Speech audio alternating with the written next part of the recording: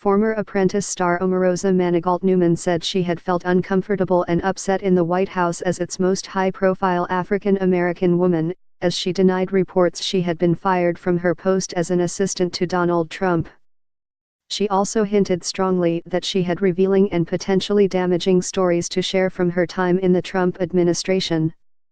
As the only African-American woman in this White House, as a senior staff and assistant to the president, I have seen things that have made me uncomfortable, that have upset me, that have affected me deeply and emotionally, that has affected my community and my people, Omarosa said. And when I can tell my story, it is a profound story that I know the world will want to hear, she continued. In an interview on Thursday with ABC's Good Morning America, Manigault-Newman also told host Michael Strahan that reports she made a scene while being escorted from the White House grounds this week were 100% false.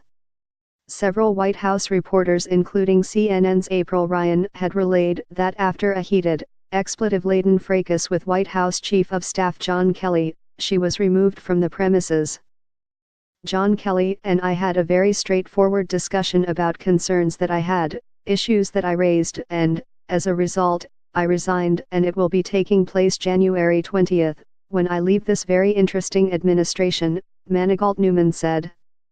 She also denied reports that she tried to enter the White House residence to see Trump, calling those reports ridiculous and absurd. The U.S. Secret Service said on Wednesday that it was not involved in the termination process of Ms. Manigault-Newman or the escort off of the complex, but its statement seemed to suggest that Omarosa was, in fact, escorted away, just not by them. The agency also said that, our only involvement in this matter was to deactivate the individual's pass which grants access to the complex, which seemed to contradict Omarosa's suggestion that she tendered a resignation for a date still more than a month away.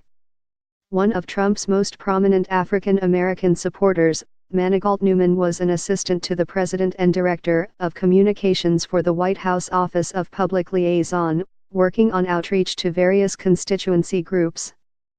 But the office languished under her watch, and Kelly had indicated that changes were forthcoming, including her dismissal, according to two White House officials who spoke to the Associated Press on condition of anonymity to discuss personnel matters because they were not authorized to speak publicly about them. The officials said Manigault-Newman was escorted from the White House complex Tuesday night but was later allowed to offer her resignation. A source familiar with Manigault-Newman's departure told The Guardian that her refusal to defend the administration had long been a sticking point. Manigault-Newman went dark after Charlottesville and checked out, the source said, alluding to the moment in August when Trump denounced violence on many sides surrounding a rally which united white supremacists and neo-Nazis in a show of strength. The white supremacists marched carrying flaming torches and chanting, "Jews will not replace us."